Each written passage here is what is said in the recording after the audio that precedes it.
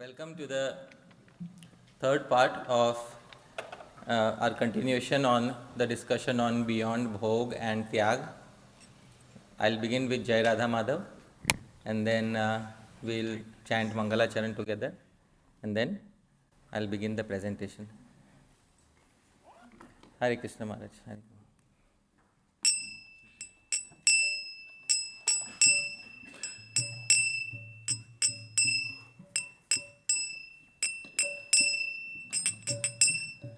Jai Radha Madhava Kunja Bihari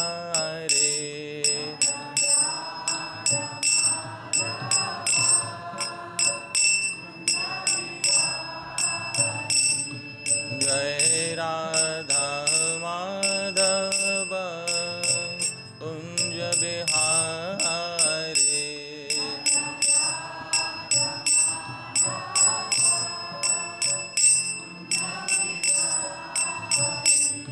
Jai Gopi Jana Vallabha Girivardhari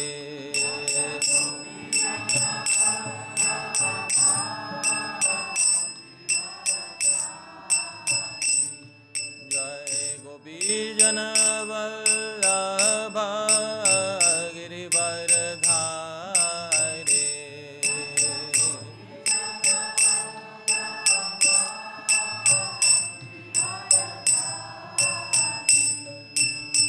Yashodanandana Vraja Janaranjana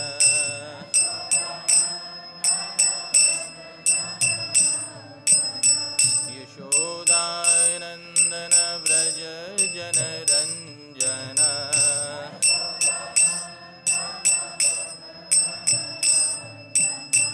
Yashodanandana Vraja Janaranjana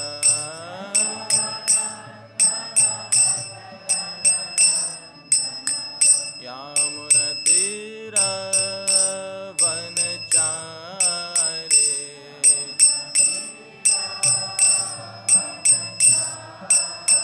Yamunatira Vanachare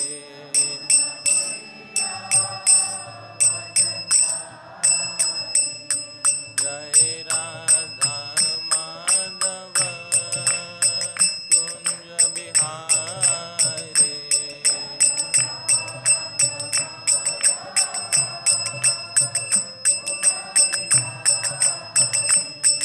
Jai Radha Madhava Kunja Bihari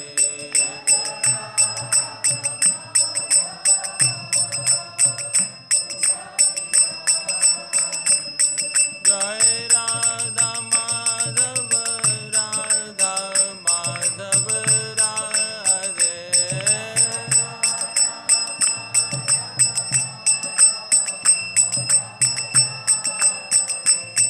Jai Radha Shyam Sundar Radha Shyam Sundar Radhe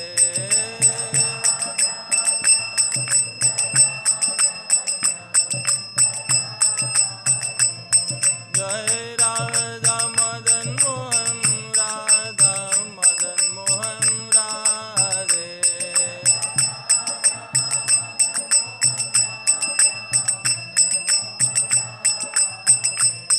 Jai Giri Govardhan Jai Giri Govardhan Jai Giri Govardhan Jai Giri Govardhan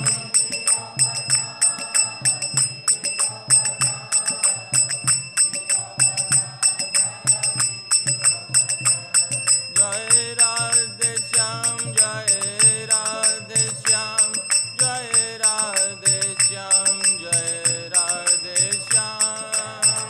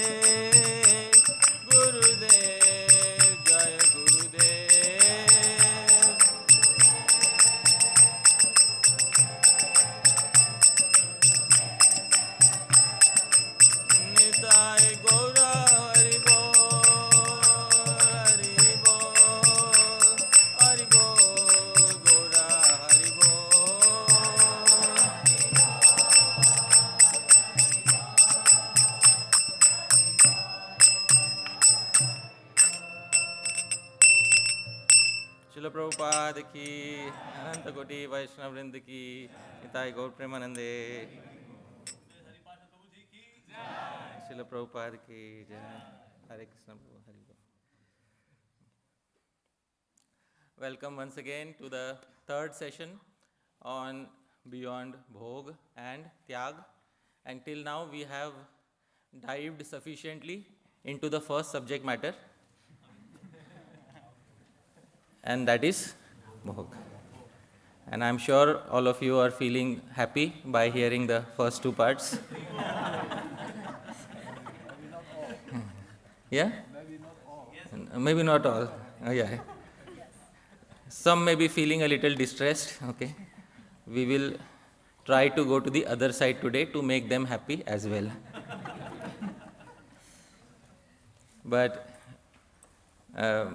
welcome once again. Once again, I'd like to say something that I said yesterday. Bhoga or Tyaga have no necessary correlation to the color of the cloth. Sometimes somebody who may be wearing saffron may perhaps be one of the most loving poets that you have seen. And sometimes somebody wearing white cloth may be one of the most dry-hearted yogi that you will ever encounter. So there is no correlation between the color of the cloth and Bhoga and Tyaga. So Bhoga as well as Tyaga can apply to all shades of cloth. But before beginning this presentation, I'll perform Mangalacharan, auspicious invocations. Most of us know these verses. You can kindly sing along with me.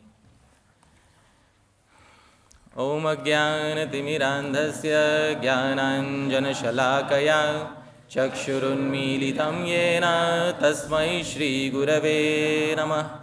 Shri Chaitanya Manobhishtam Sthapitam Yena Bhutale Soyam Rupah Kadamayam Dadati Swavadantikam Vandeham Shri Guru Shri Yutapada Kamalam Shri Gurun Vaishnavamscha Shri Rupam Sagrajatam Sahagana Raghunathanvitam Tam Sajivam Sadvaitam Savadutam Parijana Sahitam Krishna Chaitanya Devam Shri Radha Krishna Padan Sahagana Lalita Shri Vishakhanvitanscha Namo Vishnu Padaya Krishna Presthaya Bhutale Srimate Bhakti Vedanta Swamin Niti Namine Namaste Saraswate Deve Gauravani Pracharine Nirvishesha Shunyavadi Paschatya Deshatarine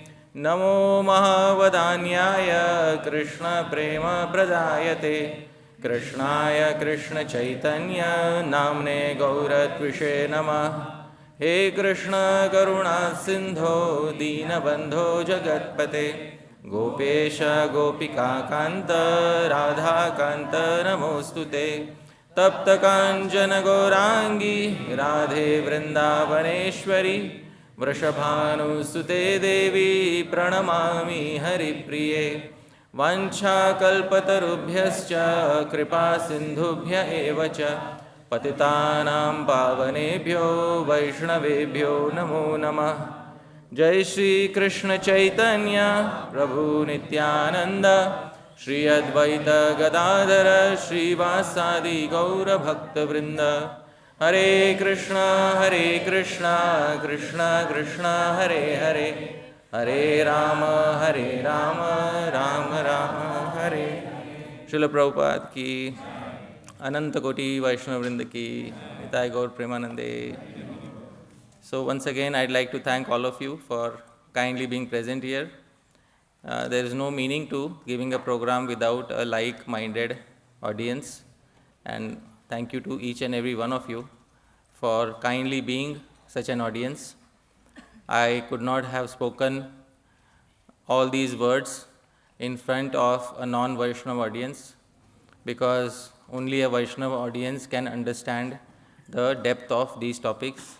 All of you are Sahriday, like-minded Vaishnavas. Thank you so much for kindly making this event a success. Hare Krishna.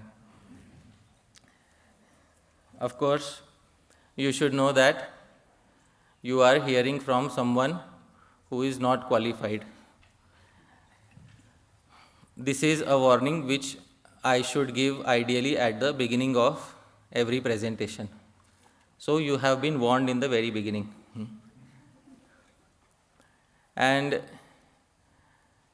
each and every speaker who sits on this platform definitely feels unqualified. There is no speaker who will say that I am qualified to sit on the Vyasasana. And such a dilemma is always present at the beginning of any event or at the beginning of any composition of a literature. There is a very rare Gaudiya Vaishnava literature. It's named Amod Mahakavyam, and it was written by a medieval Gaudiya Vaishnava named Shri Anup Narayan Bhattacharya, who used to stay in Vrindavan. He wanted to describe, using poetry, the pastimes of Sri Sri Radha Krishna, but he also had the same doubt in his mind before he put down his pen. So in the beginning of his Amod Mahakavyam, he composed a wonderful verse which reflects the exact emotions that I am feeling today. Here is the verse. The verse is in the meter Shikharini, same as Jagannath Ashtakam. I will sing. Kindly repeat after me. Kimeta madvaktran niraguriti grini tanabudha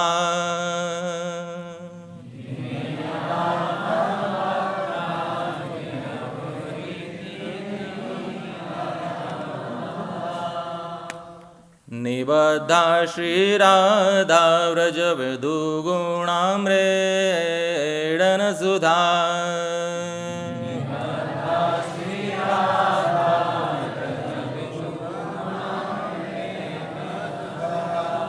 Jagannatha Kshetrodbhava Bhava Mahamoha Shamaka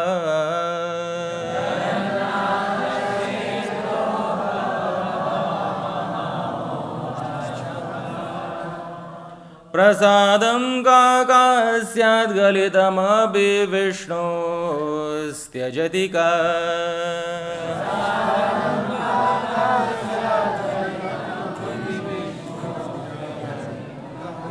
Hare Krishna Maharaj.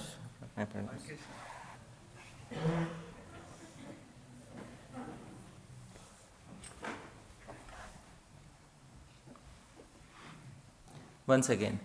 Prasadam kakasya galitam abhi Vishnu styajatika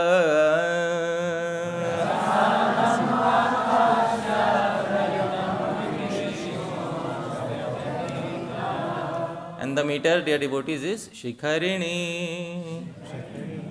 So it's a rule in Sanskrit poetry that the name of every meter should also fit within that meter. So the name Shikharini should fit within the meter Shikharini. Right? The meaning of Shikharini is something which all of you might have heard, Shrikhand. So Shrikhand is Shikharini, and this verse in the beautiful meter Shikharini, Shri Anup Narayan Bhattacharya expresses his doubts over his own qualification. He says, Kimeta mad vaktran niragur iti grihnita nabuddha. Since all of these topics are coming from my mouth, will the intelligent people in the audience, all of you, will you accept it or not accept it? Please tell me. Knowing that it is coming from the mouth of a very unqualified person, will you accept these topics or no? See, the audience is divided already.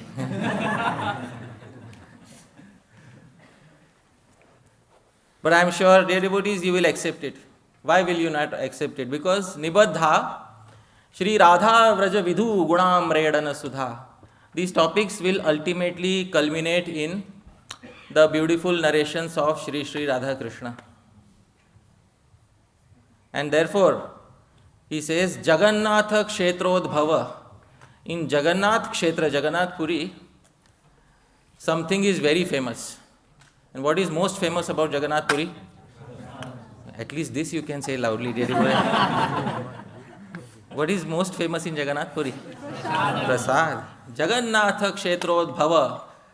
That prasad is Bhava Maha Moha Shamaka. It extinguishes the great illusion of material life. And in the fourth line he reveals the name Prasadam. Jagannath Prasadam. But dear devotees, Kak Asyad Galitam Api. Even if Jagannath Prasad falls from the mouth of a crow, do intelligent people accept Jagannath Prasad or not? Please tell me. Yes. So Hari Katha is Jagannath Prasadam and the crow is sitting right here in dark colored cloth. Alright? Huh? No hums is black colored.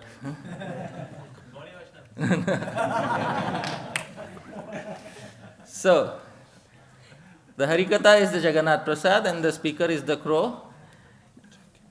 So, dear devotees, will you accept Harikatha coming out of the mouth of a crow? Yes. So, hence you agree that I am a crow. Thank you very much. Harikatha from Haripasha Prabhu ki Jai. Prabhu, kindly read the translation. Just because these verses containing nectarian repetitions, the divine qualities of Sri Sri Radha Krishna, have come from the mouth of a lowly soul such as myself, will the learned souls not hear them? They will certainly listen to these repetitions. Which saintly soul will avoid consuming the Lord's Mahaprasad cooked in Jagannath Puri, even if such Mahaprasad has fallen from the mouth of a crow? Indeed, such Mahaprasad is capable of destroying the great illusion of material existence. Wonderful. So, hearing these verses, it gives me confidence. Chanting Mangala Charan, it gives confidence to the speaker that the speaker is not an orphan. There is an entire Guru Parampara willing to support the speaker as long as the speaker is speaking from the authorized Shastras and from the Guru Parampara. And as I said yesterday, they lived happily ever after. And that's where the movie ends. I told you, we don't show anything beyond that. So dear devotees, the nature of relationships in the material world and also especially in the spiritual world is that relationships never walk on a straight line. Relationships always take a crooked path. And Sri Rupa Goswami therefore says in the Ujjwal Nilmani, Ahe riva gatihi premna swabhava kutila bhavet, that the movements of prema are as crooked as a serpent. And therefore, prema will not move in a straightforward direction. Prema has to undergo ups and downs in the spiritual world. And the perverted reflection of that prema is kama as reflected in the material world. Kama also does not move in a straightforward line, it will take twists and turns. Bhartrihari has started living happily with Anangasen in his kingdom of Ujjain, and they are passing many happy days. He is deeply in love with Anangasena, and he is also taking care of his kingdom very nicely.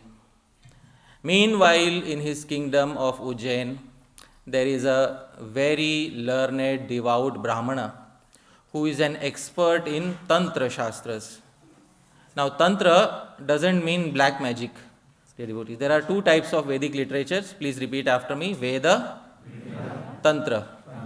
So, these are two types of literature, and these literature are helpful for worshipping Bhagavan. In Satya Yuga, Bhagavan was worshipped only using Pranav, Omkar. In Treta Yuga, Bhagavan was worshipped only using Veda, Rik, Sam, Yajur, Veda. In Dwapar Yuga, Bhagavan was worshipped using a combination of Veda and Tantra. And in Kali Yuga, Bhagavan is mainly worshipped using Tantras. And these are the Vaishnav Tantras, Satvat Tantras, which give us details about how Bhagavan is worshipped in Kali Yuga. So this particular Brahmana is a worshipper of Devi Bhuvaneshwari. Bhuvaneshwari is a form of Durga, and she was being worshipped by him through a tantric process. He was trying to please her, and after many days of worshipping her, finally one day Bhuvaneshwari appeared in front of him, and Bhuvaneshwari said, "I am very pleased with you. I wish to give you something." Bhuvaneshwari Devi gave him a divine fruit in his hands. This divine fruit, she said, whosoever consumes it will not get old very soon and will live a very long life. This is my gift to you. Either you consume it or you give it to anybody else you love. So the Brahmana took this particular fruit as prasad of Bhuvaneshwari Devi. And the Brahmana started thinking, should I consume it myself? Of course, the Brahmana was very poor. He said, if I consume it myself, my already poor life will be extended multiple times. Better to live a shorter life, but a life filled with prosperity. The Acharyas give one sutra, Varam adya kapotah shvo mayurat. Better to have a pigeon today than to have a peacock tomorrow. Better to have a pigeon today than a peacock tomorrow. Varam adya kapotah shvo mayurat. So this Brahmin believed, let me at least get wealth in exchange of this fruit, so that at least this life I'll be able to live happily. So Brahmana went to the king and said, dear king, Bhartrihari, I have come to you with this particular fruit, and this fruit is imbued with the prasad of Bhuvaneshwari Devi, and 100% guaranteed, you can check it by eating it yourself. Anybody who eats it will definitely get a long life free of diseases, and they will not get old very soon. So Bhartrihari said, yes, I believe you. You are very trusted tantric of the city. I trust you. You are not going to speak any lies. And Bhartrihari took that fruit and thought, well, let me consume it. But then, dear devotees, I told you, is love about giving happiness to one's own self or giving happiness to the beloved? The beloved. And yesterday we had seen this verse, Yatra bharya cha bharta cha paraspara vashanugau tatra dharmartha kamanam trayanam eva sangamaha.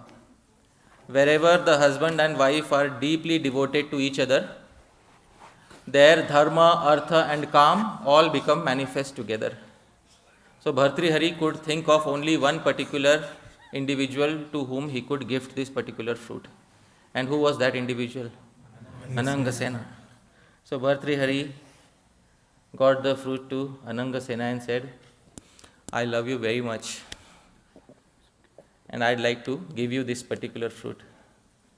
Anangasena, don't you love me?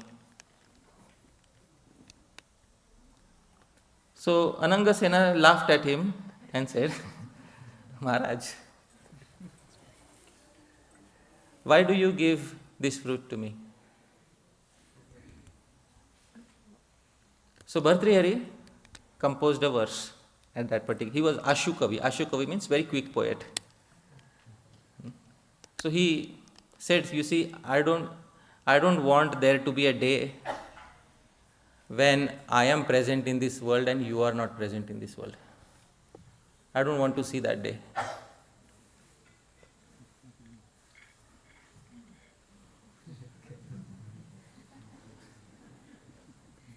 Sati pradipe satyagno Satsu tara ravindushu Viname mrigashavakshya Tamo bhutamidam jaga Sati pradipe, even if many lamps are present in my palace to illuminate it. Sati agnau, even if many bonfires are lit within the palace for illuminating it. Satsu tara ravi indushu, even if the sun, moon and stars all shine together to illuminate my palace. Vina me mriga shavaksha, without my doe-eyed Anangasena. Tamo bhutam idam jagat, my world is full of darkness.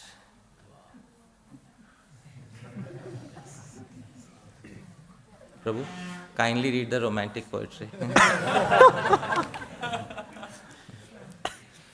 Even if many lamps are present, even if a great bonfire is illuminating everything around me, even if all the stars, the sun, and the moon are present together to brighten my existence, but if my doe-eyed beauty, Anangasena, is not with me, then my entire existence is filled with darkness.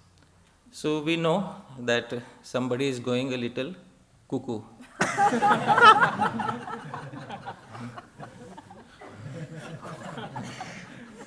Somebody is losing his mind gradually. Bhartrihari is falling deeper and deeper into his love for Anangasena.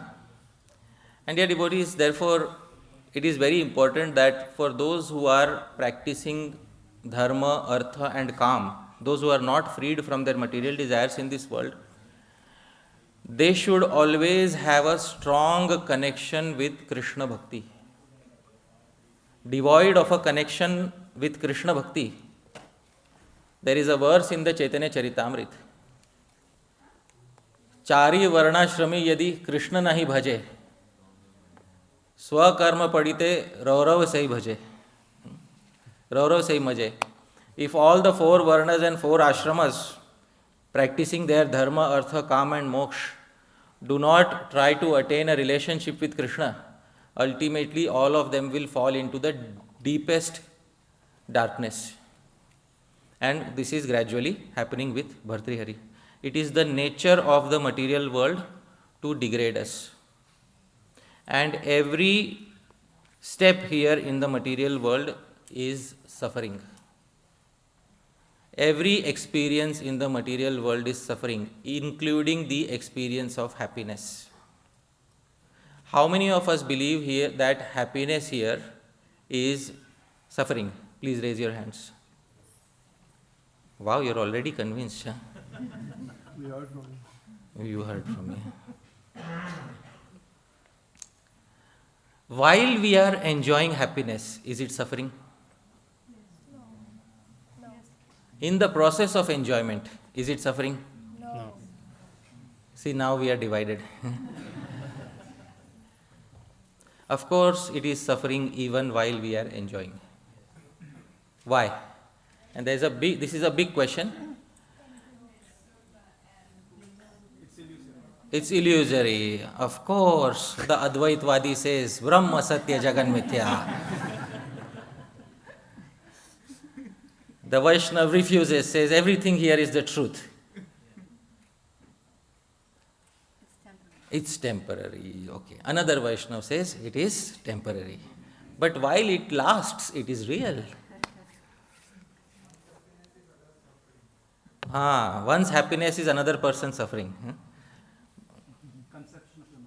Conception of the mind. All right. Dear devotees, the great authority on Ashtanga Yoga, Sri Patanjali Muni, composed a sutra specifically to specify how everything in the world is suffering. And Patanjali Muni said that there are 3 types of suffering which everybody goes through.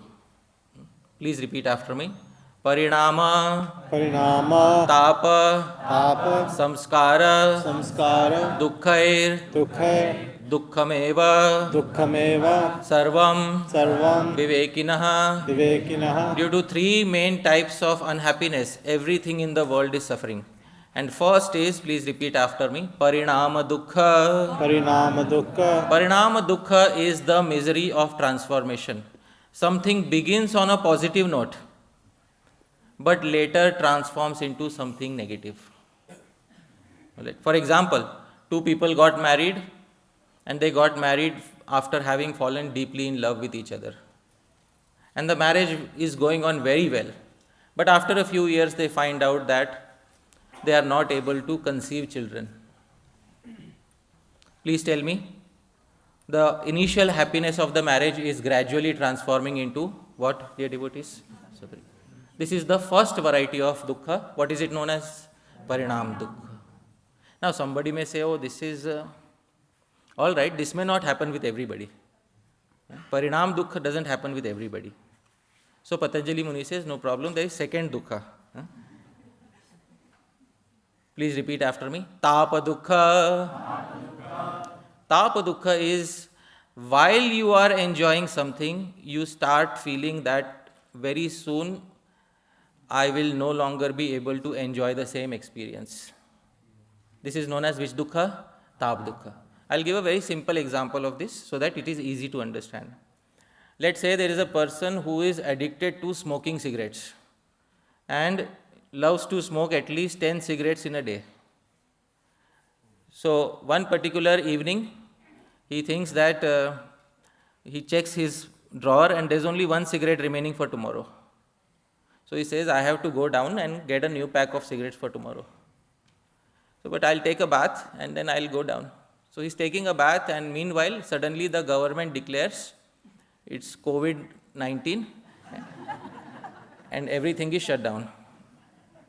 So all the shops shut down, and the next day he's stuck with only how many cigarettes? 1. So now, that, dear devotees, is that 1 cigarette enjoyment or suffering?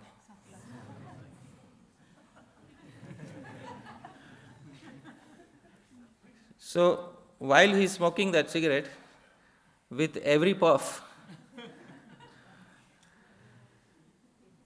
he is anticipating the separation.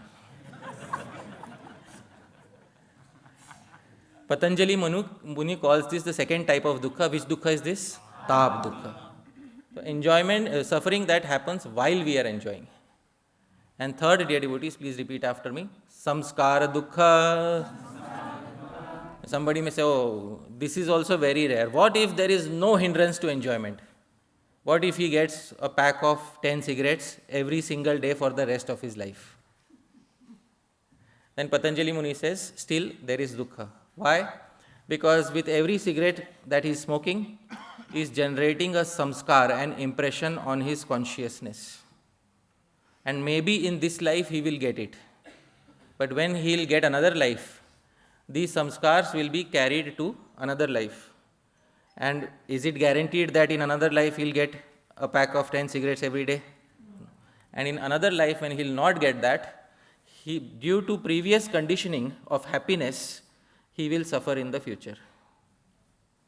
This, dear devotees, is known as which dukkha? Samskar dukkha. So those who are gifted with loving relationships, husband and wife, they love each other very much, and they are passing their days in great happiness. Are they building positive samskars of happiness or negative samskars of suffering? What are they building? Positive samskars. And in the future, in a future life, if they do not get such a spouse, then alas, if only I could have gotten that particular spouse who would have treated me very well. But this alas is coming from previous samskars of enjoyment. Just as a small child who has never eaten a chocolate candy will never demand a chocolate candy. But once a child has eaten chocolate candy, he'll harass his parents for that. Why? Samskar. So this is known as the third type of dukkha. Which dukkha? Samskar dukkha. So three types of dukkha: parinam dukkha, tab dukkha, samskar dukkha. And due to this, dukkham eva sarvam vivekinaha. For a learned person, everything in the world is dukkha. Commenting upon the Yoga Sutra, Sri Vyasadeva narrates the history of a sage named Jaigi Shavya. The sage Jaigi Shavya, who was very learned and self-realized in impersonal Brahman, he was once walking the earth and he met another great sage named Avatya. So Avatya, he asked Jaigi Shavya Muni, you remember all your past lives on the strength of your yoga sadhana, and previous 10 Brahmas have come and gone, and all the lives you took in the previous 10 Brahmas you remember. Jaigi Shavya Muni, I would like to ask you, did you enjoy more or did you suffer more in all those lives that you lived in the previous 10 Brahmas? So Jaigi Shavya Muni sat down and without even thinking for a moment, he said, I have already analyzed all the lives that I had over the past 10 lifetimes of Brahma. 10 Brahmas have come and gone, and I am still in the material world. Sometimes I became an insect, sometimes a bird, sometimes an animal, sometimes a devata, a god in Swarga. And I will tell you something. Dukkhameva sarvam pratyavaimi. Everything was misery. Dukkhameva sarvam pratyavaimi. It was all suffering. Avatya Muni said, but Jaigi Shavya Muni, now you are realized. Now you are almost liberated. At least now you are happy. So Jaigi Shavya said, in comparison to merging with the Brahman, I am still unhappy. I am yet to merge into the impersonal Brahman. So as long as I am in this material body, I am still unhappy. So dukkhameva sarvam pratyavaimi. Now dear devotees, I see all the faces are drooping. What happened?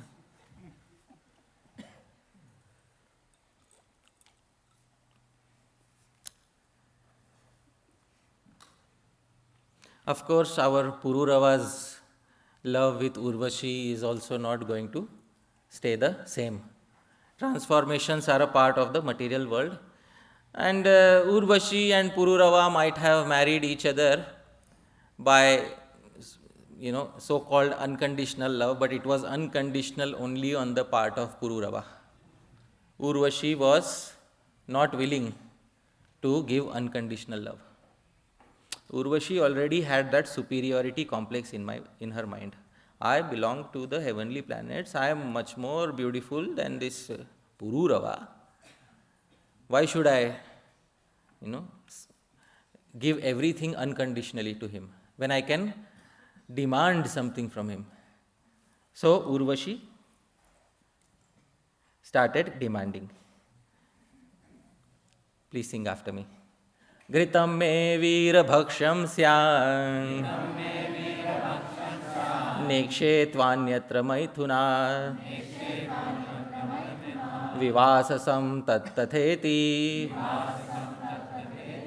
pradipede mahamana.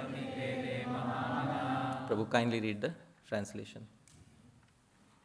Urvashi said, "My dear hero, only preparations made in ghee will be my eatables, and I shall not want to see you naked at any time, except at the time of our union." Or else what? Or else I'll leave you. So first condition is I only eat foodstuffs made out of ghee. That's my standard.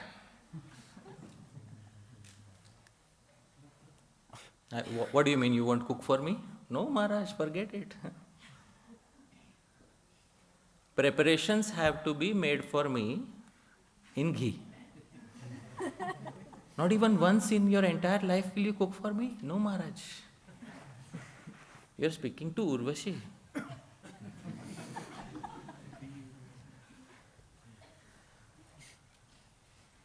We are devatas.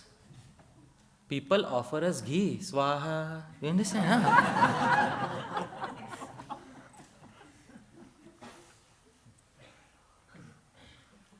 I don't cook in heaven. Huh?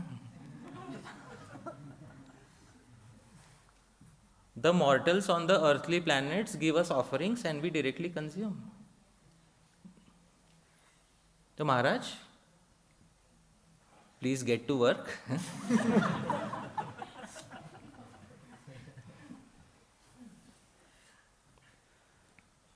And of course, we have our standards of decency. You are to wear good clothing at all time in front of me, except for the time of union when you are allowed to be without clothes. Is it okay, Maharaj? So, dear devotees, is this marriage unconditional or conditional? Conditional. Conditional. Yes. Please read ahead, Prabhu. The great-minded King Pururava accepted these proposals. Wow. So, who is great-minded? Pururava. Sri Shukadeva Goswami says Mahamana. Mahamana is Pururava. Why? Because as I said, Sri Shukadeva Goswami also knows the Vedic standards of marriage. Yatra bharya cha bharta cha paraspara vashanugav. A Vedic marriage is not about making demands. A Vedic marriage is about understanding and having the love to sacrifice for the sake of another individual. Of course, you can make some demands from time to time when you need it. But a Vedic marriage is about giving much more than what we receive. A short formula for a Vedic marriage is about giving much more than what we receive. And if we are not prepared to do that, then we cannot say that we have a truly Vedic marriage. Because both Bharya and Bharta, both husband and wife, should have this responsibility of ensuring each other's happiness. Sometimes some individuals ask, what about my rights? Often in married relationships, individuals ask, what about my rights? So I'd like to say one thing about rights. In Vedic culture, nobody has any rights. Neither a man nor a woman. Nobody has any rights. Vedic culture treats both equally. Neither a man has rights nor a woman has rights. So what about the term adhikar? Many of us have heard the term adhikar. Yes, dear devotees. What is the meaning of the term adhikar? Yes. Eligibility, responsibility, qualification is adhikar. Adhikar doesn't mean God-gifted right. In Bhagavat Gita, Krishna says, Karmani eva adhikaraste. You have eligibility for performing karma. Ma phaleshu. You have no eligibility in asking for the result. So, in a Vedic marriage, there is no snatching away of each other's rights. and nobody can demand rights. In fact, Vedic culture says all humans are tremendously indebted. They are in huge debt, every human being. And there are 5 debts. Please repeat after me. Pitre, Bhuta, Deva, Atithi, and the 5th one is Rishi. So there are 5 debts on every human being. Pitri, to the forefathers. Bhuta, to all the living entities. Atithi, to any guest who comes. Because when we become guests, we take favors for free. So we are indebted to any guest who comes to our doorstep. Then 4th is Rishi, the sages who taught us. And 5th is Deva, the various devatas, deities who are maintaining our bodily functions. Because if they stop cooperating, then we will lose functions of individual body parts. And we don't want that. Dear devotee. So please tell me, can a person in severe debt ask for rights? So this is the Vedic vision. Nobody has any rights here. They all have responsibilities. This is what Vedic culture teaches each and every one of us. Now please tell me in a loud resounding yes or no. Does Vedic culture treat everyone equally? Yes. So hence it is ensured nobody has any rights. We all have responsibilities. Pururava is great-minded because does he understand his rights or does he understand his responsibilities? Responsibilities. And therefore, Sri Shukadeva Goswami doesn't call Urvashi as Mahamana, he calls Pururava as Mahamana.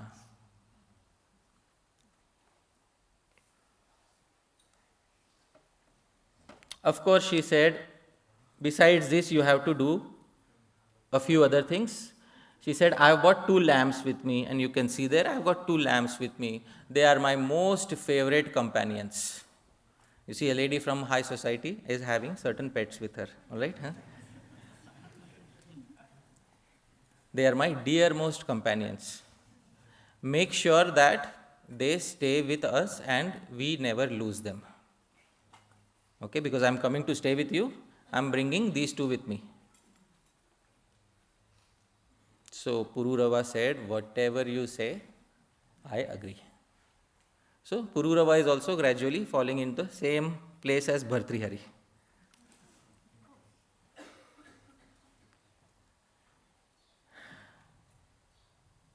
Quite some time passed. Urvashi took him to the heavenly planets. You see, here on earth, the enjoyment is not of proper standard. Let me show you real enjoyment. So she took him to the heavenly gardens of Chaitrarath and Nandan Kanan, where the devatas are able to enjoy freely without any so-called restrictions of worldly morality. And then after enjoying for a long time, then they would come back to the palace. Indra started missing somebody in his assembly. And whom did Indra start missing? So Indra one day said, I am not happy today. I am missing Urvashi. So Indra's wife, Shachi Devi, can't say, how dare you miss Urvashi. Why? Because this is not earthly planets, this is Swarga. And Brihaspati has made a separate set of rules for Swarga. These rules should not be imitated on planet Earth. Don't try this at home, really. This is what should be told in advance. So, Indra knew the weakness of Urvashi. Urvashi's weakness is the 2 lambs. So, Indra asked Gandharvas, he sent 2 Gandharvas. He said, go and snatch those lambs so that Urvashi can be brought back.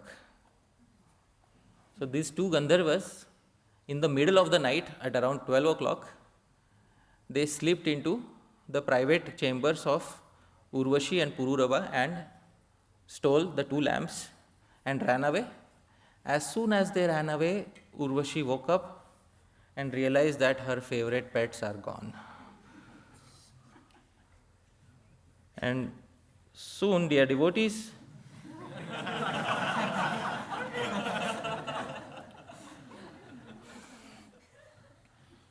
shock changed into anger. Now, when there is anger, there has to be a recipient of the anger. And now you can imagine who is going to be the recipient of anger.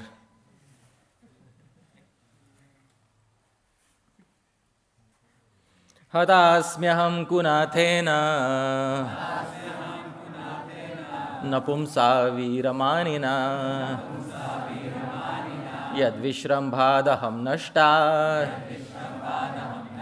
hritapatya cha dasyubhi yashete nishi santrasto yatha nari divapuma.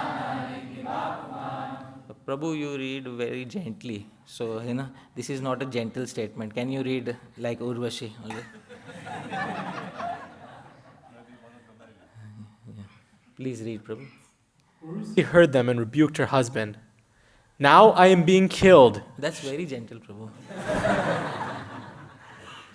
Now I am being killed, she said, under the protection of an unworthy husband who is a coward and a eunuch, although he thinks himself a great hero.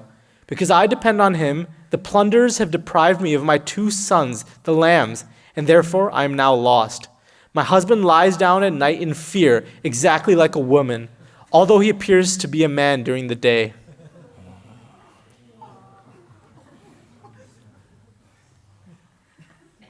Please repeat after me. Parinama, Parinama, tapa, samskara, dukkhai, dukkham eva, sarvam, vivekinah. Everything here is dukkha.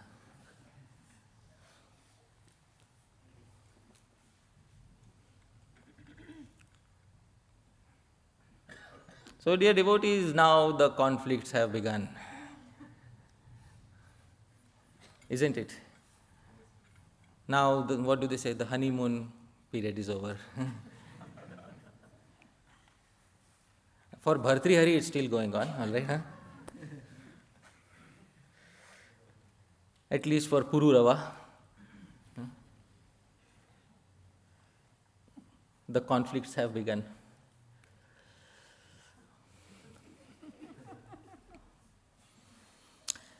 Yuyam vayam yuyam ityasin matiravayo kim jatam adhuna mitra yuyam vayam. So before I explain this verse, dear devotees, we have to learn 2 Sanskrit terms. Please repeat after me. Yuyam. Yuyam means you. What does yuyam means? You. And please say vayam. Vayam means I. All right? Okay? So, yuyam vayam, vayam yuyam. You were me and I was you. When the marriage began, you were me, I was you. Iti asin mati ravayo. Both of us had this mindset. Kim jatam adhuna mitra. I don't know what happened now, my dear friend. Yuyam. Vayam.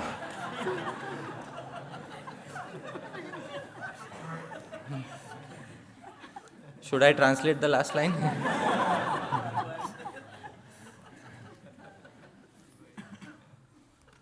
So the marriage began with yuyam, vayam, yuyam. And the marriage is right now on yuyam, vayam.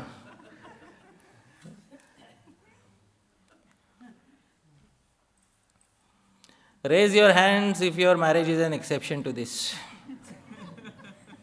I want to see that brave person. Are not a single one? Hence, dear devotees, hence proved, dukkhameva sarvam vivekina. Oh, now the renunciates in mind are liking it very much. It's divine justice.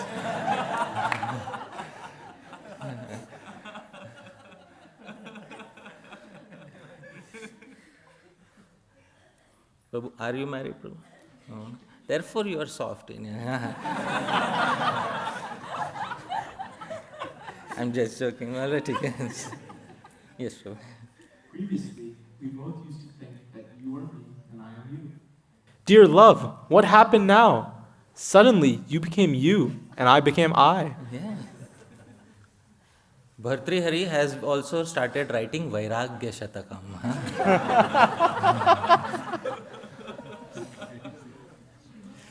Earlier he was writing Shringar Shatakam, verses on romance, and he was hiding it from the brahmacharis.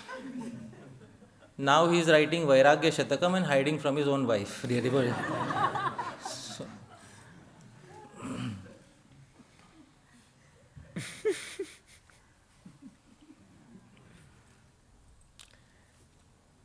So, question arises, why take to Grihastha ashram at all? Isn't it? Bhartrihari, Pururava, we warned you. Before you took that step, we warned you.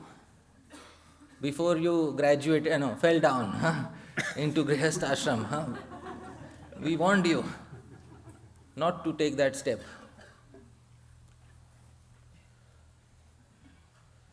Dear devotees, at this point of time, I would like to quote Srila Prabhupada, who says that a Grihastha ashram can also become very favorable, provided it is not conditional like Pururava and Urvashi. Here is what Srila Prabhupada says. It is said that a wife yields the fulfillment of all desires in religion, economic development, and sense gratification. All right, a wife yields the fulfillment of all desires in three goals of life. Srila Prabhupada is saying, what are the three goals of life in Sanskrit? Dharma, Artha, Kama. All right, and dear devotees, please note that the success of these three is dependent on the wife, not on the husband. Na griham griham iti ahur grihini griham uchyate. Mahaprabhu said, four walls are not known as a home, it is the lady of the home who is known as the home. So the home primarily doesn't belong to the man. The home primarily belongs to the lady. It is her property. The man's name may be written on the nameplate outside the door. That's where his domain ends.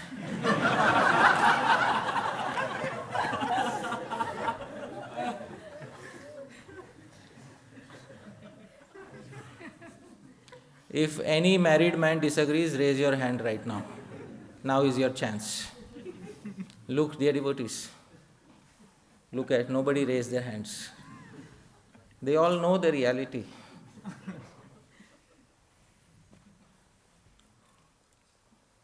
So, the house belongs to the lady. She is the ruler of the home. When the marriage takes place, the mantras from the Vedas are chanted. Samragi bhava shvashurasya. Now you become the queen of your in-laws. Now you become the queen of the home. The mantras from the Vedas are chanted. And when she enters the home, she is the new queen and the old queen has to take a back seat. Therefore, dear devotees, in this way, it is dependent, success of dharma, artha and kama is mainly dependent upon the lady because she is the main owner of the home. The beauty in the home is mainly due to the lady of the home. That is what Vedic literature says. If only men are staying together, it becomes a bachelor's hostel. All of you have seen how they are. All right? Huh?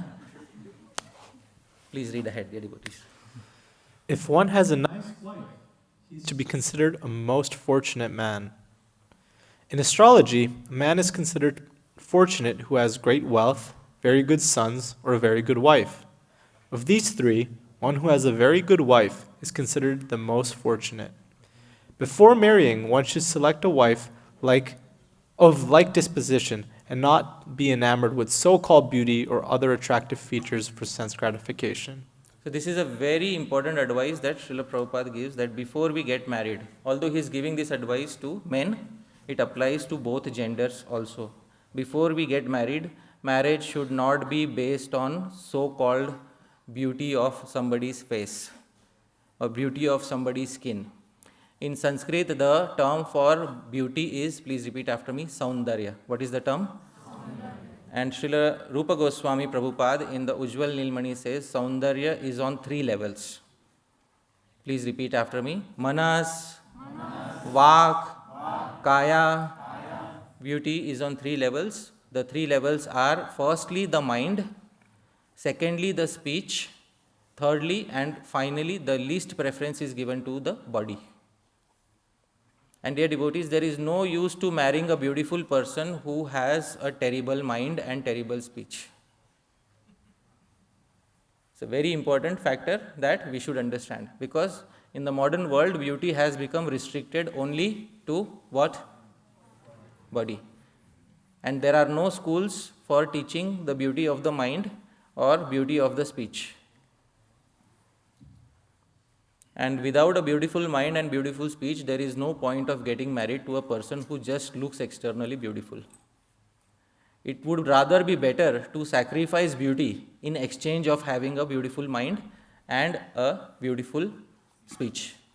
This is the indication that Srila Prabhupada is giving here, and a very important point for those who are yet to get married.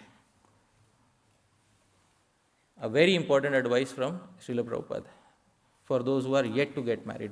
Because one who has a favorable spouse, for such a person, spiritual advancement becomes very rapid.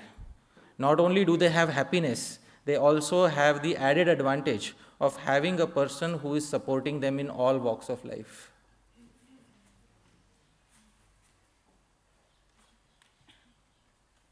And therefore, dear devotees, such a grihastha ashram is considered to be most fortunate, where we have a spouse who is very loving and helpful towards us.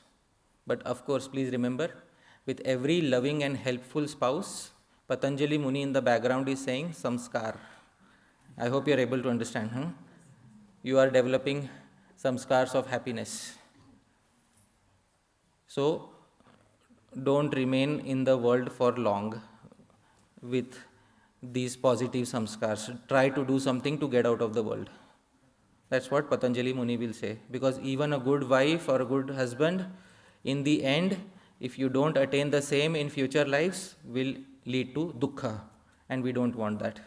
How many of us want a good spouse in this life and lots of good samskars, and depart from this life to next life with lots of positive samskars? Please raise your hands.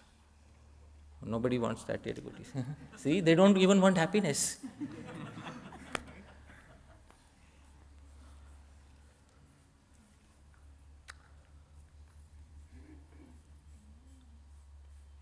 And Srila Bhaktisiddhanta Saraswati Thakur Prabhupada confirms the point of somebody who is within married life. He says that for a favorable married life, somebody who is in a good married life, to become renounced is much more easier. Prabhu, kindly read. There are 2 kinds of renunciates. Those who enjoyed family life and then took the path of renunciation, and those who had never entered family life but directly took to the path of renunciation. Although both of them are situated in the principle of renunciation, the former are superior to the latter because they had the experience of family life and thus had tasted the danger. The last term is important.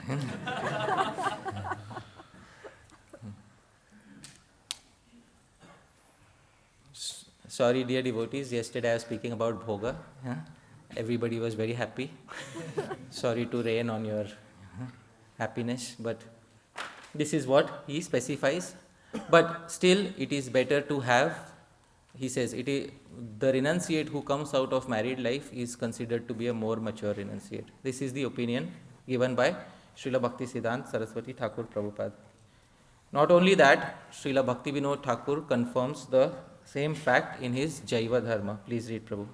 To enjoy material pleasures without attachment is only possible in the household life of the Lord's devotees. Dear devotees, to enjoy, that is what he is saying, to enjoy material pleasures, dharma, artha and kama is possible only in one ashram. Which ashram is that? Grihastha. Grihastha ashram. All other ashrams are meant for moksha. Vanprastha, sannyasi, they are aiming for moksha. Material enjoyment, dharma, artha, kama is only in one ashram. And which ashram is that? Grihastha. Further he says, please read. For the jivas in Kali Yuga, it is most suitable to become grihastha bhaktas, for there is no fear of falling down, and full spiritual advancement is definitely achievable. Many highly intelligent and self-realized gurus have been amongst the grihastha Vaishnavas. So this is a very mature opinion given by Srila Bhakti Vinod Thakur. Srila Bhakti Siddhanta Saraswati Thakur is also on the same page, that it is better to go through household life. But this doesn't mean that everybody take to householder life. There may be some individuals who are definitely convinced about one thing. They are convinced about what? Parinam, tap, samskar. If they are convinced about it, and convinced means you have to convince yourself, not everybody else in the world, that I am convinced. You have to convince yourself. And if you are able to naturally convince yourself, you will happily walk in the world without any anxieties. May 10,000 people will say that Grihastha ashram is the best ashram, but we will walk happily everywhere because you know that I am convinced from previous lives that it is not the best ashram for me. But if somebody is not convinced from previous lives, then Grihastha ashram is there, dear devotees. Also, Sri Vallabhacharya from the Pushti Marg. In Sri Vallabhacharya's Sampradaya, they do not give sannyas. Neither do they have Brahmachari ashram. There is one prominent ashram in the Sampradaya of Pushti Marg, and which ashram is that? Grihastha. Why do they not give sannyas ashram? Very rarely somebody may be a sannyasi. Very rare. And why? Because Sri Vallabhacharya had written a separate text called Sannyas Nirnay, my conclusion about sannyas. And in that Sannyas Nirnay, he wrote something. Please repeat after me. Grihader badhakatvena sadhanartham tatha yadi agrepi tadrishaireva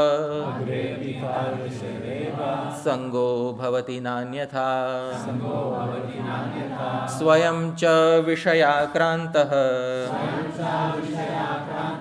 pashandi syatu kalatah.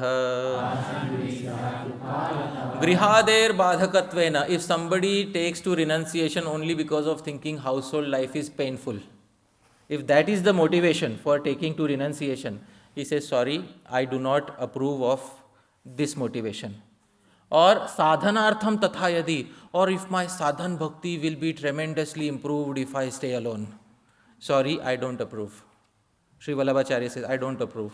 And here my authorized opinion, he says, agrepi tadrishaireva sango bhavati na anyatha. What do you think? When you stay alone as a renunciate, won't you roam around in the world?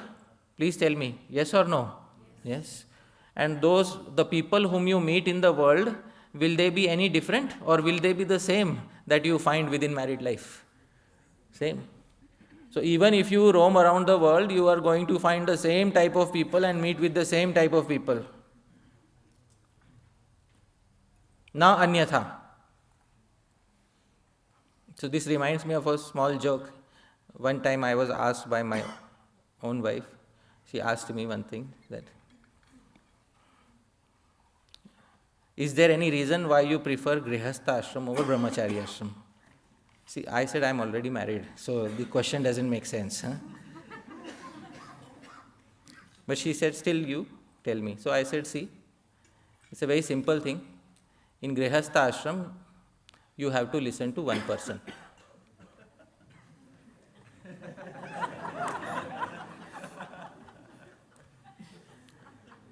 In Grihastha ashram, you have one authority over you. That's it. All right? And the remaining sentence I will not speak. Intelligent people can understand. All right?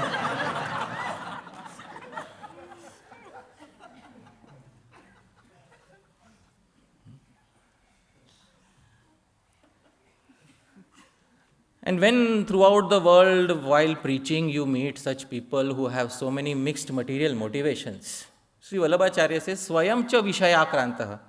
There is high possibility you may become infected by material life yourself. And because you do not have grihastha ashram for Vedic material enjoyment, pashandi syat tu kala, you may end up becoming a hypocrite. This is Sannyas Nirnay of Sri Vallabhacharya. Kindly read, Prabhu. If one takes renunciation thinking that house, etc., are hindrance to bhakti, and that one can have better sadhana bhakti by being a renunciant, then please know that even after taking to such renunciation, one is still going to meet materialistic people in the world outside.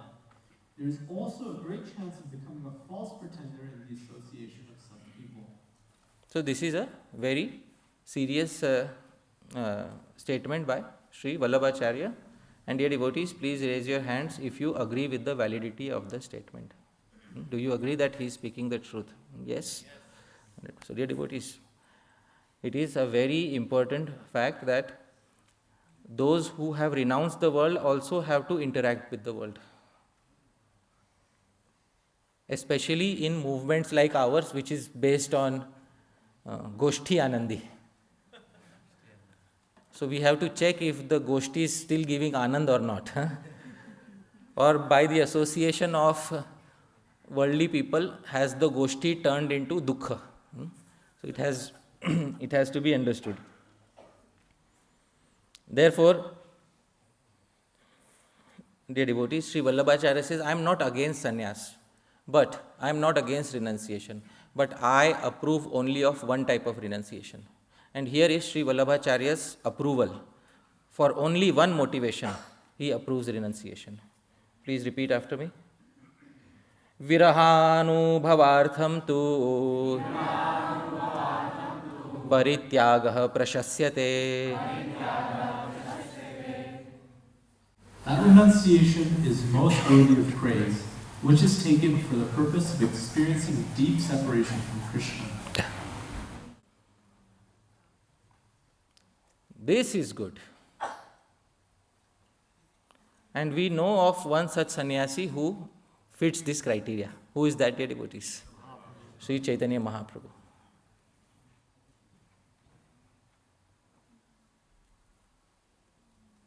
If this is the motivation for taking to renunciation, I approve. This is the best motivation for taking to renunciation.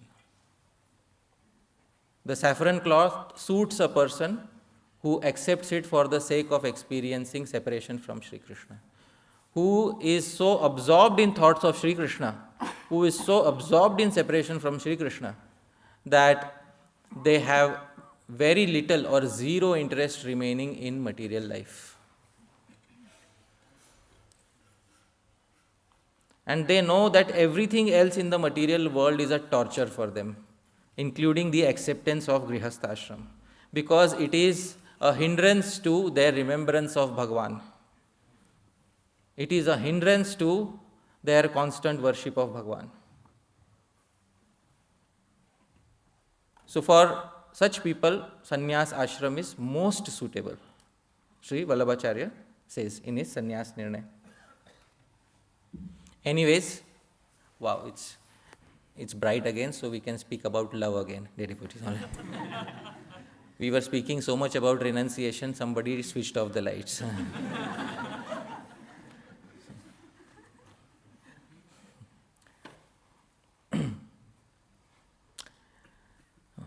One fine day in the kingdom of Bhartrihari, there was a courtesan. Courtesan means there are many ladies who stay within the court. There was a courtesan. And this courtesan came to Bhartrihari and said, Maharaj, I know you are very dedicated to your wife and you never look at another woman. But I want to tell you something, Maharaj. So, Bhartrihari asked the courtesan, what do you want to say? He said, I want to confess my love to you. Although I am a courtesan, and we usually don't fall in love, but I confess my love to you, Maharaj. I am deeply in love with you. And please accept this gift of love from my side.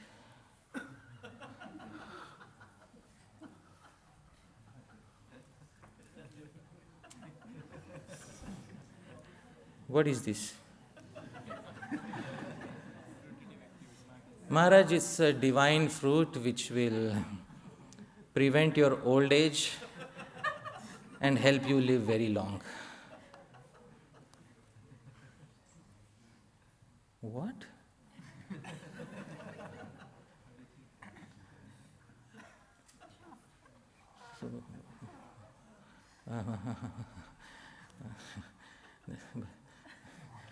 Bhartrihari went to the Brahmana first. The Tantric, yeah. How many such fruits are there?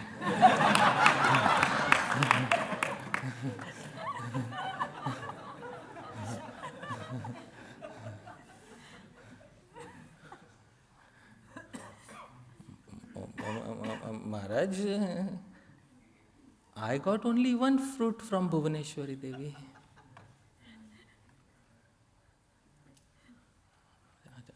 Acha? What happened, Maharaj? No, nothing.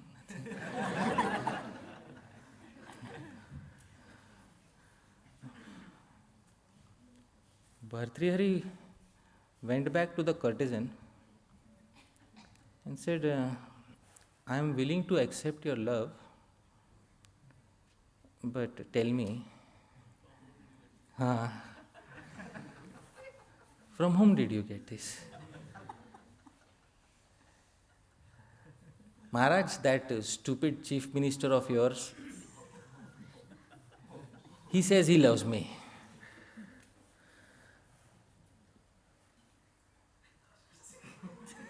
He doesn't know that courtesans don't love anybody. Courtesans love one thing. What is that? Money.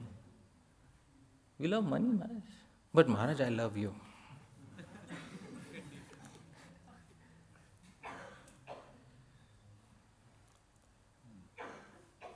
And I can be your second best wife if you accept me. Bharti said, that's all right. I have to pay a visit to the chief minister.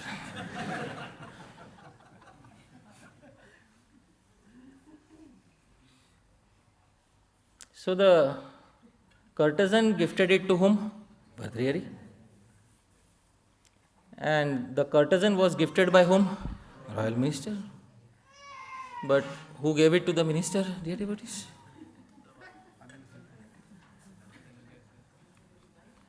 So Bhartrihari went to the chief minister. Do you see this fruit? Recognize this fruit? No, Maharaj. What is in this fruit?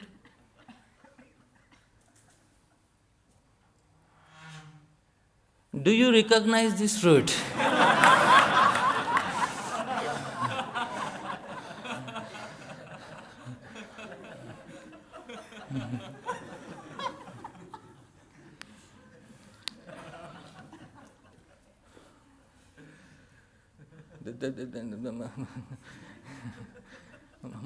Maharaj, I don't want to die.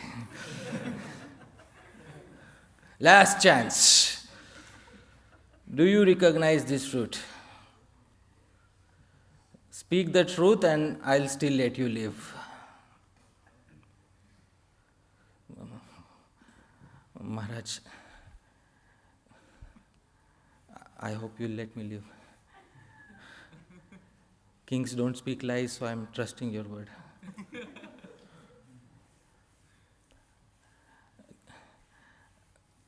I have no interest in all of this. Maharani Anangsena gave it to me.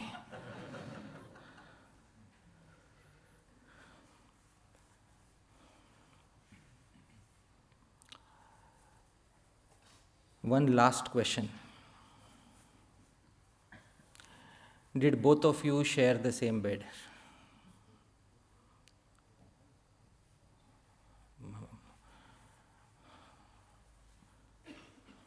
Maharaj, I hope.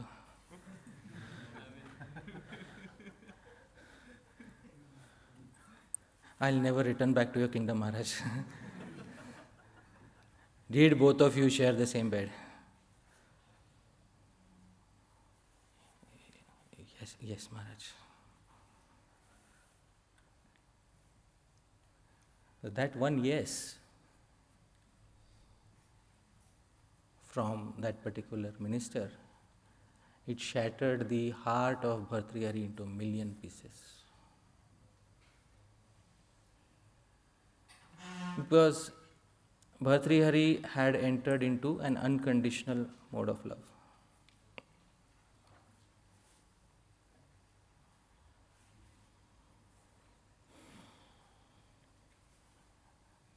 And there is nobody to go and complain to.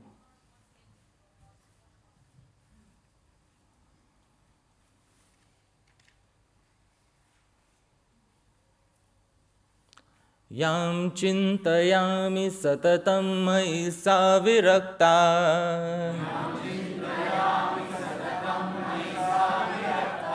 sapyanyamichhati janam sa janonya saktah अस्मत् कृते च परिशुष्यति सैव चान्या दिक्तां च तं च मदनं च इमां च मां च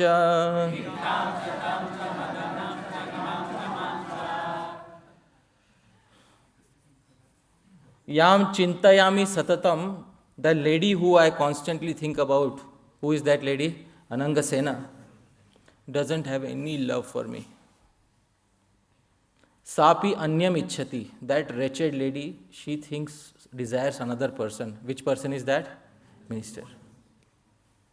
And that wretched minister, anya saktaha, is attached to yet another lady. Which lady? Courtesan. Asmat krite cha parishushati saiva chanya. And that courtesan lady is miserably attached to me. Dhiktam cha, fie upon this courtesan. Tamcha, fie upon that minister. Madanamcha, fie upon Kamadev. To hell with Kamadev. Imamcha, to hell with this Anangasena. And Mamcha, fie upon me.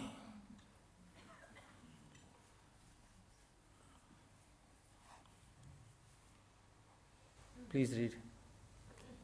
The lady whom I'm constantly think about, Anangasena, doesn't have any love for me.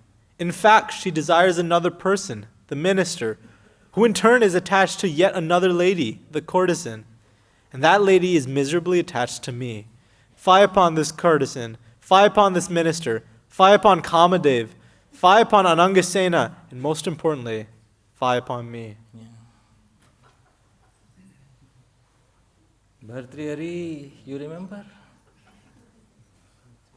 In the Brahmachari ashram, what were they saying?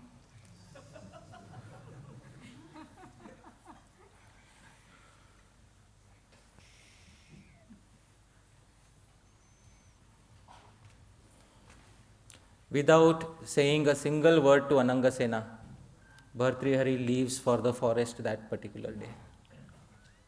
There is no point in confronting a person who doesn't love you. There is no point in bringing them back on the track of love because they never loved you from the very beginning. Bhartrihari left that very day for the forest. Pururava was chastised by Urvashi. In the middle of the night, Pururava ran naked with a sword in his hand behind the Gandharvas. Pururava returned back with both the lambs.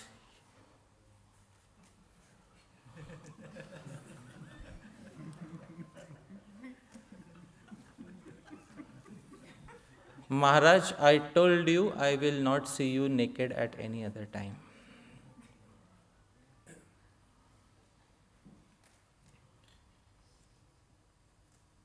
I am leaving.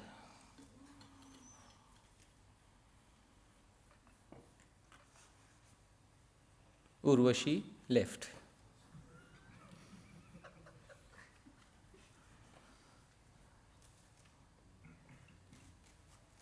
All right, dear devotees, that's the end of the presentation. Thank you so much.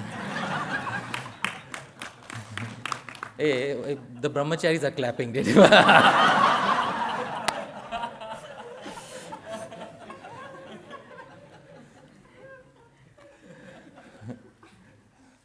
Prabhu, why is it that you want to end with they remained unhappy ever after? Why is it, Prabhu? Huh? Can't you see a little happiness for us grihasthas, huh, Prabhu?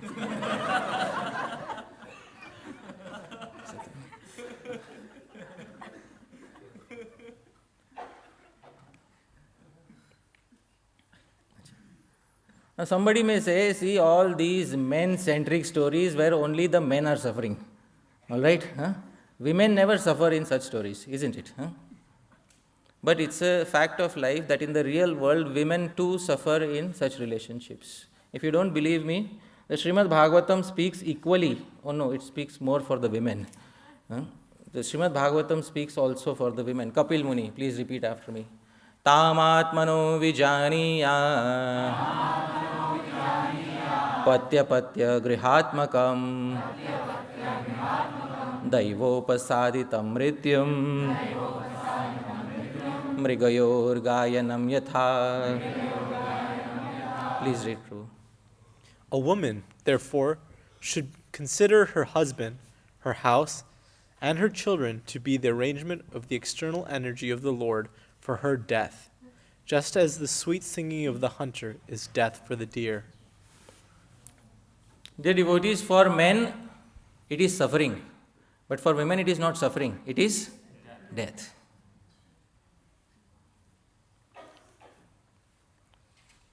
And often in many such relationships, women end up dying multiple times before actual death. It's a fact of life.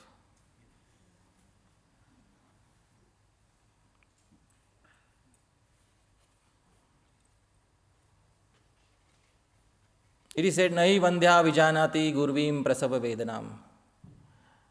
Men will never understand what is the pain of giving birth to a child. They will never be able to understand this.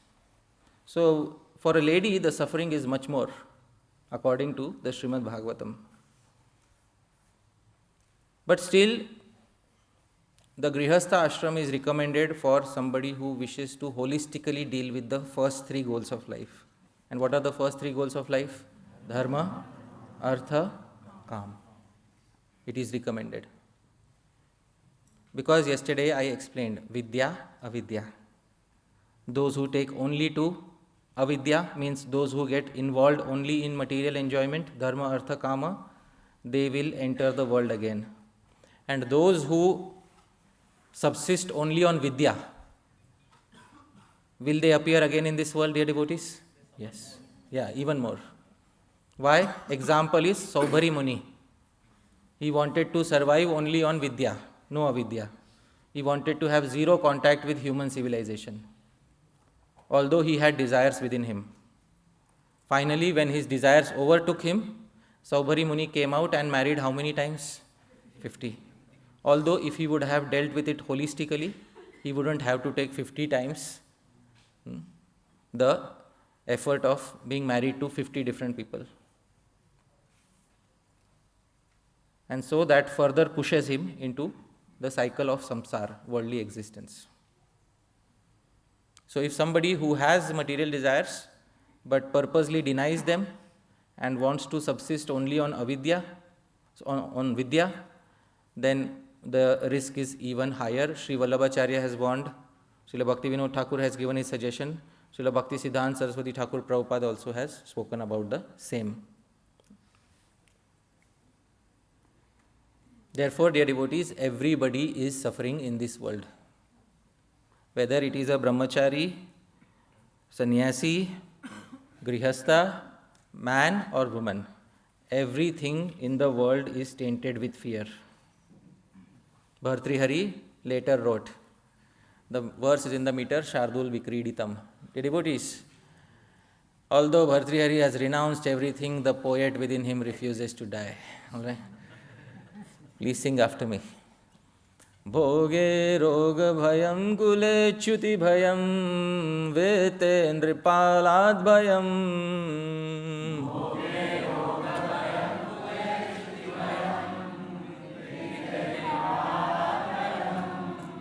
माने दैन्य भयं बले रिपु भयं रूपे जराया भयं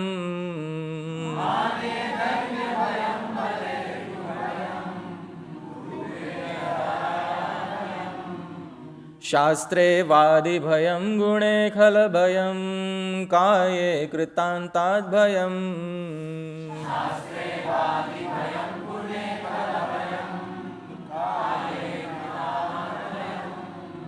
सर्वं वस्तु भयान्वितं भुवि नृणां वैराग्यमेवाभयम्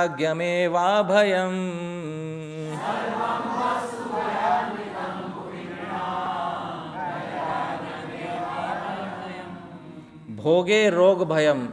If you enjoy anything more, there is fear of disease. You cannot even enjoy anything in this world.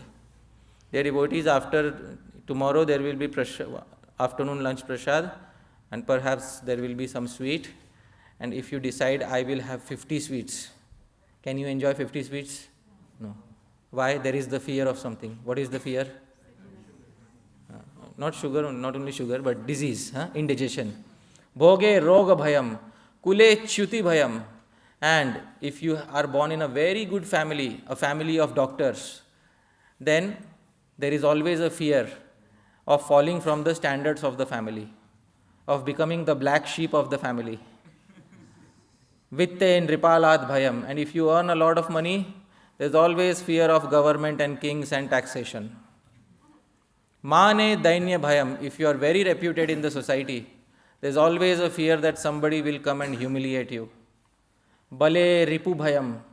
If you are very strong politically or physically, there is the fear of strong opponents. Rupe jaraya bhayam. And if you are very beautiful, there is the fear of what, dear devotees? Old age. Because when the skin starts rotting, dear devotees, the fear begins to set in. Shastre Vadi Bhayam. If you learn too much Shastra, Vadi, you are afraid of other people who have learned Shastra.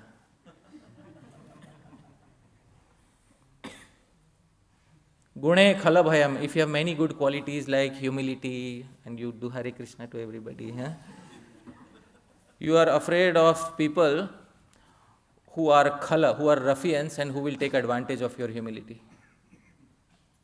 And if nothing else, kaye kritantat bhayam. There is always the fear of death looming over you. Sarvam vastu bhayanvitam. Everything in this world is poisoned with fear. Bhuvindrinam. Vairagyam eva abhayam. There is only one abhay, only one fearlessness. Vairagya, renunciation. In giving up, there is only fearlessness. Please read. In enjoyment, there is fear of disease. In family reputation, there is fear of falling. In wealth, there is fear of kings. In prestige, there is fear of humiliation. In power, there is fear of enemy or adversary. In beauty, there is fear of old age. In scriptural erudition, there is fear of learned opponents. In virtue, there is fear of wicked, vilifying person. In body, there is fear of death. For human beings, everything in this world is coupled with fear. Vairagya, renunciation, alone is fearlessness. This, dear devotees, is Tyaga. Now we are on the other side. So I hope those who are favoring Tyaga are loving it. If you are loving it, please say loud Hari Bol. Oh wow!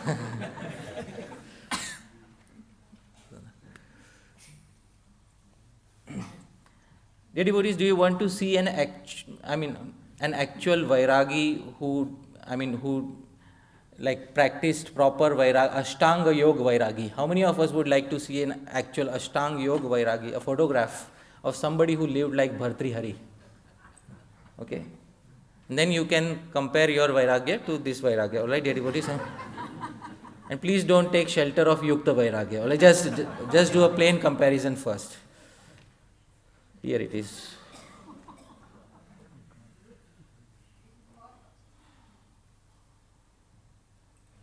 This is an actual photograph of a Vairagi.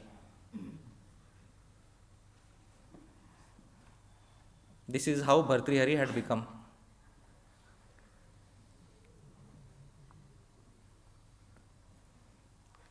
The pendulum swings to the other side. Dear devotees. And Bhartrihari didn't become a Vairagi because 10 seniors told him. Bhartrihari became a Vairagi because he wanted to become a Vairagi.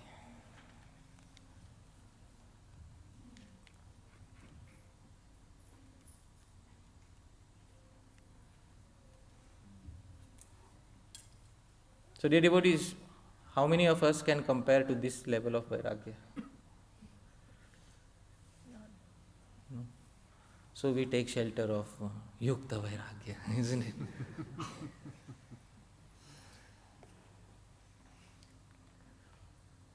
Therefore, I said one thing, for those who are practicing Yukta Vairagya, please understand one thing, there is no running away from the material world. Because this is what running away from the material world truly looks like. If you want to be a Vairagi, compare yourself to this. How many devotees are willing to take the challenge? Raise your hands. Be somebody like this in this lifetime. No? If I would have asked how many would want to be a bhogi, many people would have raised their hands.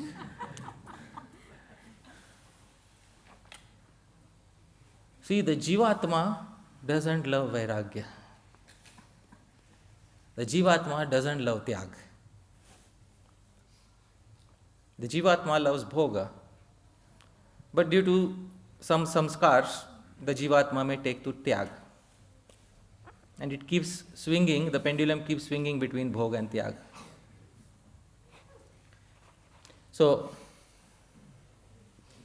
please raise your hands once again, short exercise. How many of us would like to become a complete bhogi like Bhartrihari in his previous ashram? Raise your hands.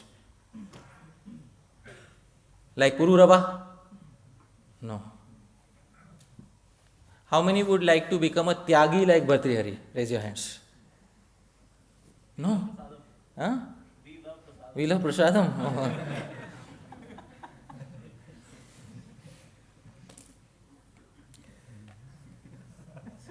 Unable to decide, dear devotees.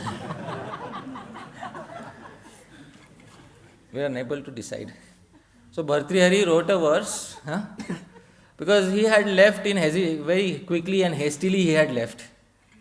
After some time his desire started pulling back upon him.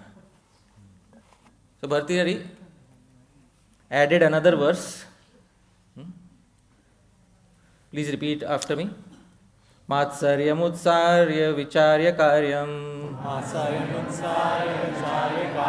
Arya samaryadamidam vadantu Sevya nitamba kimubudharanam Utasmarasmera vilasinina. Right. I'm sorry. Yeah. Prahlad Prabhu, can you kindly read?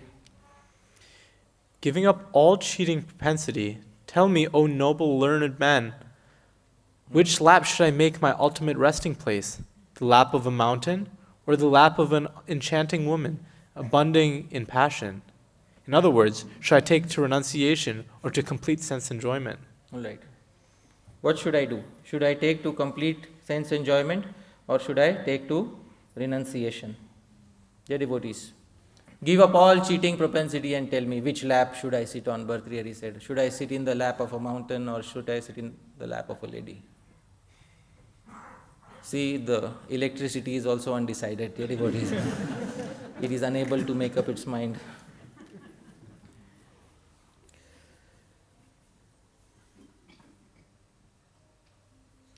Therefore, the solution has to come from a transcendental source. Now, how many of us want a solution? Please raise your hands. Yes. We are stuck between Bhoga and Tyaga. Because if you take to complete Bhoga, there is a possibility of ending up like Pururava or a possibility of ending up like Bhartrihari.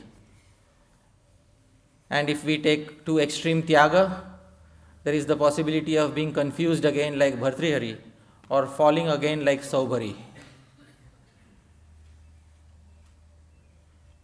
And therefore, Bhagwan himself will give the solution. Na nirvinno nati sakto bhakti yogosya siddhidah. Please read, Prabhu. A person who is neither very detached nor very much attached to material life can achieve perfection through the path of loving bhakti to me. Neither too detached nor too attached. This is, and the verse is Bhakti Yoga. Such a person is eligible for practicing which yoga? Bhakti Yoga. Commenting upon this, Srila Vishwanath Chakravarti Thakur says, the extreme ascetic, we saw a photograph in the previous slide, the extreme ascetic has to practice Jnana Yoga or Ashtanga Yoga. They are eligible for two types of yoga. Which yoga? Jnana Yoga, Ashtanga Yoga. The extremely attached, like Pururava, can practice Karma Yoga. And those who are neither too attached nor too detached are eligible for practicing which yoga? Bhakti Yoga. This is what Srila Vishwanath Chakravarti Thakur says in the commentary to this particular verse.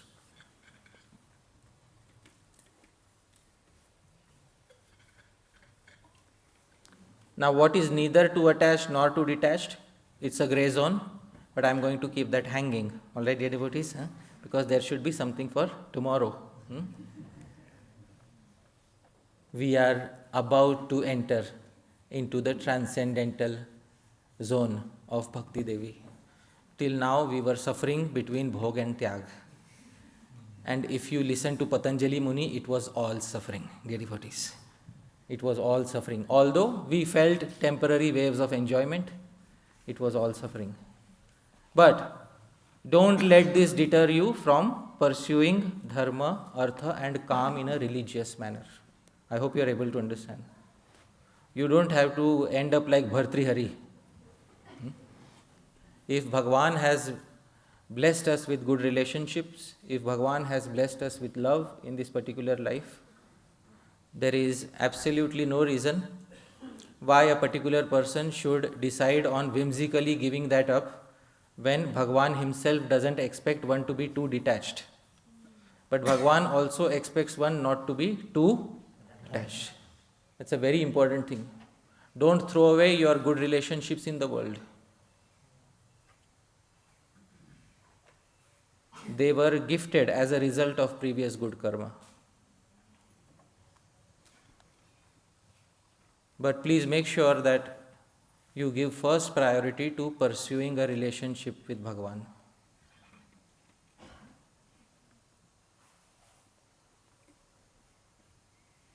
Of course, where Bhartrihari failed, Srila Rupa Goswami will succeed. Yesterday I gave only half the verse. Today I will give the complete verse.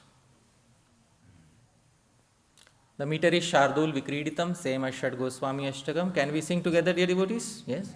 Let's sing together. Let's sing as loudly as possible. Alright? Karshayana cha bhojanadi niyaman no vavane vasato Vyakhyanadathva muni vratabhara Chitodbhavah kshiyate Kintu spita kalinda shailatanaya Tireshu vikridato Govindasya padaravinda bhajana Rambhasya leshadapi Kashayat, by wearing saffron cloth? Na, not by wearing saffron cloth. Kashaya also means by taking Ayurvedic medicines for impotence. Na, not by that. Nacha bhojanadi niyaman, not by setting rules, strict rules for bhojan. It is good to set rules for food, diet. Ayurveda recommends it. Don't just start gluttony just because of this verse. No va vane vasato. neither by staying in the forest. As today morning, Gaurang Darshan Prabhu gave the example of Rishya Shringa, who was staying in the forest but still got enticed. Vyakyanad athava, not by listening to multiple lectures on how to be a good renunciant. That's not going to happen. Muni Vrata Bharat, not by cutting off contact with society. Chitta Udbhava, the arising of calm in the heart is not stopped like this. And yesterday we saw Calm Gita. You may prevent calm, you may suppress calm in one direction. Calm is laughing. I will come out in another way. Dhanam, Janam, Sundarim, Kavitam va Jagadish, ha, Kamaye. It will come out in that way, dear devotees. So, dear devotees, let that not happen. Kintu, but there is one way. And our hope is hanging on this one Kintu of Srila Rupa Goswami.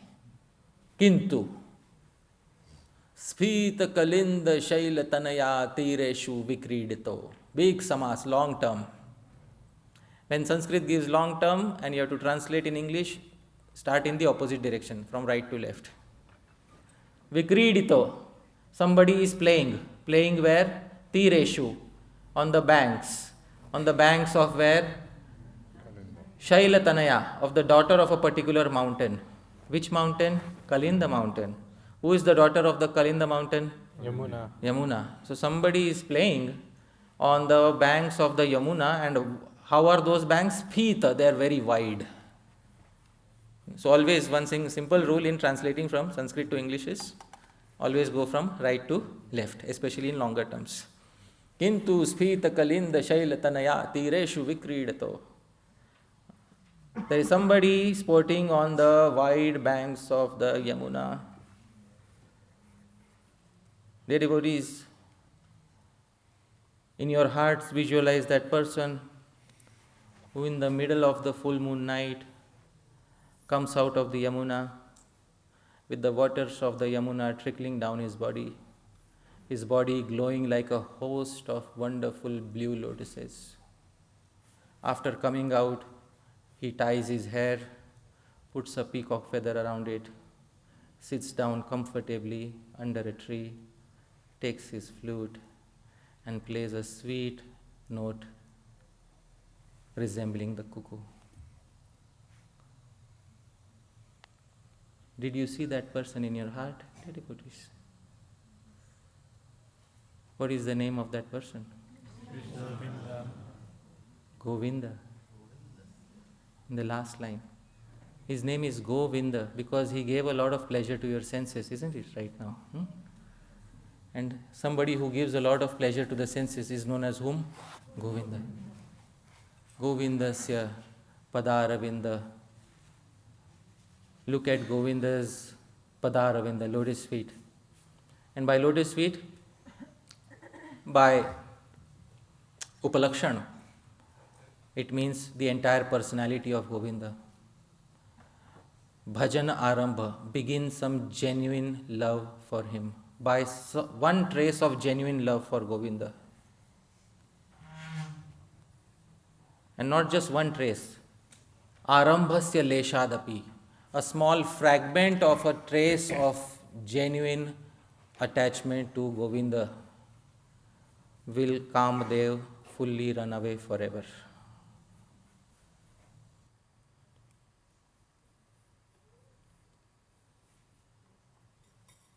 Dear devotees, when you meditated on Govinda,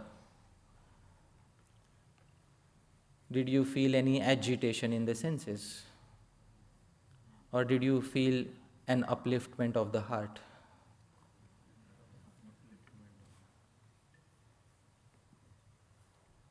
So, dear devotees, it is very important to understand poetry is meant for upliftment. All these verses that we studied from Bhartrihari, Shringar, Vairagya, they will not degrade you. Ultimately, they are meant to uplift you. The day we realize that prema exists truly with that one person, and this sort of prema is not to be found in the material world. Param drishtva nivartate. that is the day the Jivatma finally gives up dharma, artha and kama naturally. And that is the day their journey inside the most important purushartha of life, prema, begins. They reject even moksha. Sri Jiva Goswami says, Thut Krita Brahmanandam. They spit upon the liberation of impersonal Brahman and they enter into the kingdom of prema. This is the kingdom of Rasik devotees like Sri Rupa Goswami. We are so fortunate to have an Acharya who doesn't speak about scraping his heart with a sandpaper of Vairagya. We are so fortunate to have an Acharya who loves the moon, who loves the lotus, who loves Meghdut, who loves Kalidas, but he loves all of them because most importantly he loves one person. And who's that person? Govinda. And therefore, dear devotees, he'll tell you, there is no harm in loving all these entities in the world, as long as these entities remind you of Govinda. In fact, there is no meaning to devotional world unless we learn to love everything in this world in relationship with Govinda. Do not become Bhartrihari, either in previous ashram or in the next ashram. Do not become Pururava. Try to become Arupanuga. Because everything in the world has a purpose. And that purpose is found in Shri Krishna Prema. But simply saying big words will not do. We will actually have to enter and relish Srila Rupa Goswami's poetry. And that we will do beginning from tomorrow, dear devotees. Please read the translation, Prabhu. Not by wearing saffron cloth or Ayurvedic medicine, not by restricting food and other sense activities, not by living in the forest, not by discussing philosophy, and not by observing a vow of silence, but only by even a small trace of the slightest beginning of genuine loving service to the lotus feet of Lord Govinda, who enjoys pastimes on the Yamuna's wide banks, is Kamadev finally stopped forever. So, dear devotees, if you would like to take to Srila Rupa Goswami's solution, you have to accept all the things of beauty in this world. And I'll tell you one thing, I'll be very honest. Bhagavan invested most of the beauty in feminine entities. Bhagavan did not invest most of the beauty of this world in masculine entities. So Sri Rupa Goswami, when he names his poetry, he'll call it Padyavali, feminine gender. Dan Keli Kaumudi, feminine gender. When Sri Rupa Goswami will glorify Harinam, Krishneti Varna Dvai, although Nam is not feminine gender, he purposely ascribes a feminine gender to Nam in order to glorify Nam. So, dear devotees, in the world of Srila Rupa Goswami, there is no denial of beauty, all aspects of beauty, including feminine beauty. And anybody who tries to deny this, tomorrow Srila Rupa Goswami we will see a praman from Sri Rupa Goswami where he says that they are forever restricted from Madhurya Ras. We will see that praman tomorrow, but I'll keep that hanging, dear devotees. Thank you very much. Yadatra skalitam kinchit vidvam saha purayantu tat. Yadatra saushthavam kinchit tad guroreva me nahi. Yadatra skalitam kinchit. If I made a mistake, of course I'll make mistakes. I am an ordinary human being filled with all the defects of ordinary human beings. Of course I'll make a mistake. But if I made a mistake, vidvam saha, you are merciful, learned Vaishnavas, purayantu tat. Please correct any mistakes. But yadatra saushthavam kinchit. If there's anything nice, please remember tad guroreva. It belongs to my Gurujanas. Me nahi. It doesn't belong to me. Thank you very much, dear devotees. Jagat Guru Srila Prabhupada.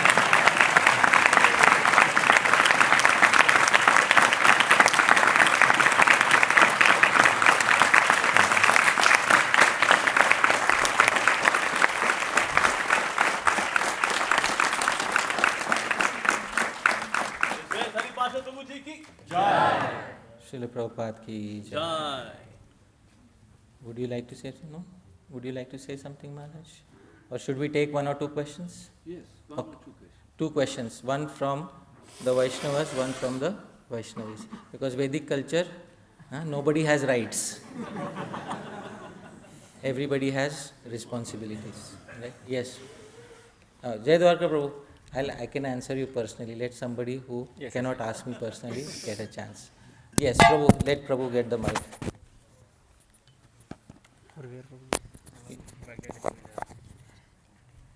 Yeah.